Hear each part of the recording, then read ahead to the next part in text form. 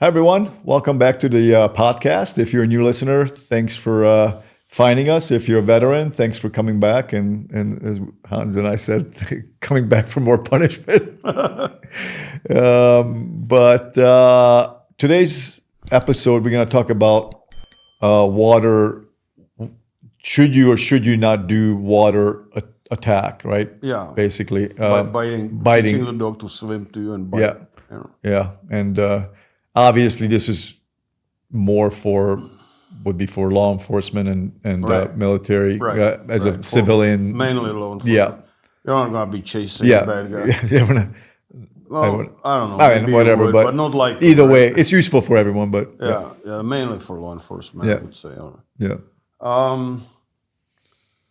Yeah, you can see more and more. It looks really cool. You know, get thousands of hits. Yeah. Dog jumping from the pier, decoy in the water Yeah. with a suit, you Yeah. know, all wet, of course, but, Yeah. you know, and the dog comes and swims and bites, right? Yeah. And it looks so cool. So what is the purpose of that? Should you do it or not? And the answer is yes and no. Okay? Why yes and why no? Yes, it's good way to put stress on the dog, and I've done it. I remember when I was working for Shiloh Shepherds, we did it there. Mm-hmm. There was this Owatka River. Uh-huh. I got baptized in that river. Oh, you did? Yeah, Really? by Tina. Wow. Is it called Owatka. Owatka? O-A-T, I think C-K-A. Owatka. There you go. D-C, yeah, Owatka. Huh. I don't spell very good. Anyway, yeah, it was cold, man. It was like February. I got baptized. Tina said, so you want to get baptized? I said, all right, let's do it. So we went to the river, and there I was running by her property. Yeah. And there you go. You know. Your life definitely Yeah, and changed from there. she would say, so there's something, whatever she's supposed to say. Mm-hmm. And then she dunked me in. Yeah. It was invigorating on more than one level. Yeah. Anyway, in the river, same spot actually. I did obedience with the dog, right? Uh-huh. So I would take him. The river wasn't very deep. Okay. You know, maybe shoulder deep in the deepest spot, Uh-huh. or maybe even over your head in the deepest spot. Uh-huh. But it was very narrow area where it was so deep in the middle. The river was maybe, we would call it creek in Europe, 30 feet Oh, okay. wide, you know. Okay. But I would take my dog there and I would do obedience. Uh-huh. Sit, down, stay. And so the down, right? And his head is sticking out of the water. Uh-huh. And come, you know, and all that. Just the obedience. Yeah. And that goes with the theory of me teaching the dog do things they don't want to do, right? Like when we go train tomorrow, even so it's going to be 100 F you very much. The temperature, you know, they expect 118 tomorrow, I guess. Yeah. You know, we use the barrels, Yeah. right, and different ways. Great. And we make dog to do stuff over those obstacles, Yeah. even so they don't want to do it. That way we're establishing leadership position and teaching the dog to do things for us, even so they don't want to do them. Yeah. Because that's what obedience should be about. Yeah. It's not looking pretty in competition, which is okay if that's what you want. Yeah. But you want to do the obedience in a way that the dog does it no matter what. Yeah. You know, you jump into burning building and Yeah. you do it because I said so. Yeah. I mean, it's an example for sake of Which is like explanation. totally the opposite of today's. Yeah, everybody's training trying to it. make the dog to do it because they love to do it and because it's happy. And so you see these happy-go-lucky, crazy retard dogs. Or, can I say retard? Oh. Or is it illegal these days? And my favorite word, man. Well, the definition. They're taking that away from me, Yeah. you know? Anyway. We're living in China or something. Yeah, well, close, getting there. Anyway, not close, but getting there. And so you know, instead of putting dogs on barrels, I did obedience in the river. We can do it down here. Okay. You go, We have the river. you go and tell your dog down and sit. Okay. What is it, Ava Fria or what the heck it is? No, the Verde. Verde River. Yeah, right? Verde. Just right here, a few Yeah. miles, 2 miles. Yeah. What is it? Yeah. Just yeah. Yeah, just go there and do obedience in that Interesting. river with your dog downstairs. They don't want to do it, right? Yeah. But they make them, Yeah. Okay. right? Okay. Well, it's the same thing with the protection. Okay. You know, you put stress on the dog. They got to jump in there and swim to you and then bite you. Yeah. Or bite the decoy. Yeah. And it looks cool, as I said, and Yeah. all that. And a lot of people do it just for the cool effect, and it gives them a bunch of business on dog training, which is okay. Yeah. People say, Hans, you're just saying it because you want to promote yourself. And I always say, if I don't promote myself, who will? Yeah. You know? Yeah. It's such a stupid statement. I know. Anyway, yeah, if you're a promoter, look fine. But what I'm saying is about this swimming and biting in the water. Yeah. That's okay in training, but you don't want to do it in real life. Absolutely not. Yeah. You don't want to send the dog after a bad guy if he is knee-deep water or even less, Yeah. right? Because he can drown your dog. Yeah. And especially if your dog's feet don't touch the bottom, Yeah. you know. Yeah. Especially then, Yeah, they're a huge especially then. But disadvantage. even then, he can dunk and hold your dog underwater, and dog forgets about biting because now he has no air, right? And he's going to drown. Yeah. And they can drown your dog. So Yeah. so sending dog in the water is a bad idea. Yeah. I mean, it's like big no-no. I had I learned the real stuff from these two guys, Jason Cotton and Paul Corso in Georgia. And Paul told me a story. You know, they were like partners, K9 team, trackers. Uh-huh. The best practical trackers I ever encountered, and I've seen few. And Paul told me the story. They were chasing some bad guy through this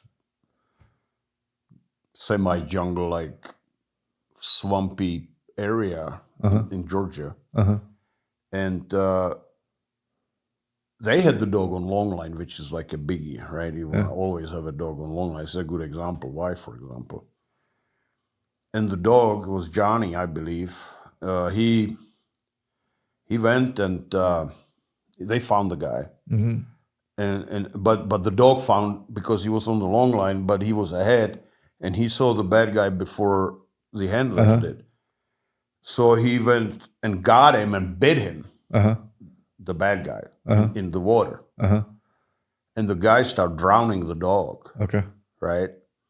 And Johnny was he would rather die than let go, right? Okay. So he kept him under, and Jason was trying by a long line to pull him out, but he just couldn't do it, right? Because the guy was big and strong. Yeah. And Paul says he went in the water to get the dog and subdue the guy fighting him there, and he couldn't do it, man. The guy was so strong and all that, and he kept holding that dog underwater. So time was like of essence. Yeah. And he says he got a pepper spray, and he sprayed from like 4 inches in his face, in his eyes. Yeah. And finally the guy let go, and they got the dog. And the dog was okay, but it could have been. But he was in trouble, right? And that's why I'm saying, and that's a real story. This is a true story from from people I highly respect and like. And so I'm saying this story because I want to give an example what can actually happen. And it wasn't very deep. I guess Paul says the water was only like between the guy's knees and waist. That's how deep it was. It's enough, I guess, right? Yeah. Yeah. You know, so. Yeah, do not. So do not send the dog in the water, right? Yeah. After the bad guy. Now, in training, you want to put stress on the dog. Yeah. You know, like I did obedience there in that Watka River. I did some protection there too. Same thing. Dog swim, we give him bite. Yeah. You know. Yeah. That's okay. It's good. It's a good thing to do. Yeah. The problem arrives when you start doing stuff like this in training. You may you may slip into do it in reality, in real world, even so you know it's probably not a good idea. Just a kind of ideology kind of thing in a way, a little bit. Yeah, it kind of you may flip into doing it because you're doing it in training. Just like, for example, what we do, and we send dog on long distance attack, and we send the dog with attached leash. Yeah, yep. It's a bad idea, right? Because the bad guy can then grab the leash and handle your dog. Yeah. Choke him, whatever. Yeah. Always take the leash off. Yeah. Right? So there's things which you do in training, which in real life you should not do. Yeah. And but you may do because you just done it so many times. Right? It's like you see decoys, especially sport helpers, and the dog, you tell them, don't drop the sleeve because the dog is civil, right? Yeah. He will redirect. Yeah. But this guy, and I've seen all that. As a matter of fact, I've seen video of some guy doing exactly that. He catches the dog on a sleeve, but the dog is for real. And he, like in Schutzhund, they drop the sleeve and dog carries the sleeve around. Yeah. Okay? Yeah. So that's what the helper does every time, hundreds, thousands of times. And then this guy, and it happened to me. I tell the guy, don't drop the sleeve. I send the dog on long distance attack. Yeah. And when the dog hits you, bites you in that sleeve, don't drop it. Wait for me to come out the dog. Yeah. Right? No, they get hit and they drop and dog spits the sleeve and comes at them like chicken after June bug. Yeah. If you ever seen chicken going after June bug. Fast. Yeah. And that's a bad idea. So Yeah. so you practice something in training, but then in real life or in some situation you don't really want to do it. Think, Yeah. you got to suppress your conditioning because it's not desirable for that particular situation. Yeah. Yeah. Actually, David, one of the trainers that comes and trains with us, he was invited to some of these guys, sports trainers, and they were going to do that. And David says, no, I can't let one of his Malleys, David's Malleys. And he says, he goes, no. And he actually left. He's like, no, you guys don't understand. I can't do that. You cannot. Well, at least David is a decent guy. Yeah. He said, I can't. If he would be here, he would say, okay. I wouldn't do that. Oh, no, it's okay then. Broken arm. Yeah. That's a story with Gera. Yeah. Yeah. So. Yeah, no, logically it makes sense, right? That dog is not an otter. It's not an animal that does well in the water. Although, you can easily overcome the dog. And another thing is the guy, even if the body of water is nearby, you can count the guy may back up into the water and drown your dog. Yeah. So don't. I think it happens. I mean, in my faded memory, there is a scenario where some guy, they sent police dog you told me after a bad guy, and he just on some pier or on some dike rather, and they couldn't find the dog, and the guy got bit and went into the water and drowned the dog, killed it. Yeah, I think you did. Yeah. Did I tell you that? Yeah, I think you did. Yeah, a while back. I remember that. Yeah, it's a few years ago. Yeah. It happened. Yeah. I don't know where or and what. That's why you said it did happen. It was a real story. Yeah, do not do that. Yeah. Yeah. Dog is at disadvantage. Yeah. Yeah, that's about all about this. This was a shorter episode, but an important one for people out there that are thinking about, or if the situation arises, let's say. Well, this is short for people who have short attention span. That's right. This is their short attention span. They look on the bottom and they say, "Oh, this story is 1 hour. Forget it." No. Well, this one is only 15 minutes, so I'll watch Perfect. Yeah, I have 15 minutes. I tell Hans there was a. That's how I am anyway. It was it was an ESPN commercial a long time. ESPN used to have these funny commercials, and this guy was complaining about everything is instant this, instant food, instant this, instant pudding. Oh, I kind of like instant pudding. But please subscribe, share. What else? The red square on the the red bottom. square. Yeah, there's a subscribe button down below on one of the corners. Please do that. And share. Share. If you already subscribed, do me a favor and share. Share. I would like to die millionaire. Well, the private jet. Learjet. Yeah, Yes. I looked at different private jets, but Okay. Learjet is like the first one, Okay. the original private jet. So And even so, they make much more cushy ones now and Yeah. all that. It's a quarter horse or German Shepherd of airplanes. it's not much asked from a man. He just wants his private jet. It's a little thing. So Yeah, please do that. But no, the channel hey, we have already like 800 some at this subscribers. time. So hopefully we're gonna put this episode. We might have more. So they're growing. People are And I'm getting good feedback. Mm-hmm. People say good things. Now and then you run into somebody who's not happy. but But you know mostly- what? It's like somebody says, "Oh, it's too long." Okay, well then don't watch it. Right? It's all right, man. Yeah, we usually try to keep it entertaining, fun and entertaining, educational. That's kind of the whole idea. We don't have any scripts on these, so we just kind of Yeah, I'm winging it, and then sometimes I watch it, and I'm thinking, "Oh, I should have said." I forgot, like about the tracking. yeah. I forgot to mention that there's 3 types of tracking: Okay. tracking, trailing, air scenting. I didn't mention it there. Okay. But we can make a special Like a follow up video on just that. Yeah, I would love to. I told Hans because Hans, we talked about doing a tracking, how to teach tracking would be, I think, a useful We video. would want to do the detection. Detection, yeah. Hans's, Sorry, detection. That's what I meant. Detection. Detection Hans's way. Yeah, that's what I meant. Not tracking. Sorry, detection. Well, we can do search and rescue. Yeah. Tracking. How to do that to show it. It's easy. Practical way. One of the easiest things, and people make such a science out of it. Yeah. Oh my God. It sounds better for sales, marketing. Well, yeah, if you charge $3,000 for a course, a 2-day course, you want to make it look difficult. I know. Yeah. Well, thank All you. you need is a stick, man. That's what you That's Hansville, yeah. But yeah, I'm looking forward to that. Please visit Alpine K9 Reel. That's where Hans shows his step-by-step how to build a personal protection dog. R-E-A-L. Yeah, not like fishing reel, but like realistic reel. That's R-E-A-L. Alpine K9 Reel. How to feed puppy raw if you have a puppy right now.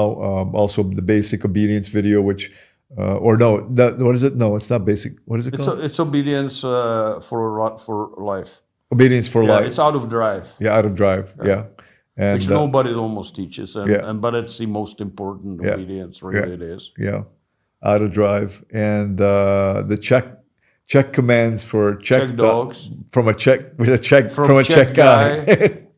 There's that too, and original Czech importer of Czech dogs. And we should say that. So, by the way, I always forget to say it, but we should have said it like from the first episode that Hans is the original importer of the Czech German Shepherd. You can thank Hans that it was the Czech German Shepherd is registered with the AKC. And Melanie Drew. Yeah, I gotta give her credit. Melanie Drew. So I provided the paperwork and she pushed it through the AKC. Okay, so Melanie Drew and Hans are the 2 people that pushed it through to the AKC. So people might argue that the whole Czech thing, is original and blah blah blah. What did you do, Czech dogs? Yeah, but So if you have a Czech German I'm the first Shepherd, one who brought them into the United States, Canada, and many other countries. Argentina, for example, Israel, Malaysia, Egypt, and South Africa, anywhere, and I am the one with Melanie who were instrumental for them to be recognized and registered with the AKC. Yeah. But the actual breed to introduce, the reason you have, and you can see these beautiful dogs here in the U.S. If you're watching in the U.S., you could be in Canada or whatever, wherever you're at, is because of Hans immigrating from the Czech, back then Czechoslovakia, and just we can make podcasts just on that. Yeah, that'll be a good one also. So what else? Oh, young prospects. If you're looking for a puppy, young prospects or a trained dog, older dog, call Hans. There's a phone number at the end of the video, so contact him. And it's funny when on Facebook we have that ad running, and it says if you wanna contact, and there is a phone number and email, and then 90% of all texts I get, how do I get in contact with you? Yeah, so if you see an ad on Facebook, the phone number and the email is there, but you can click on the message button. I told Hans they're gonna click on the message.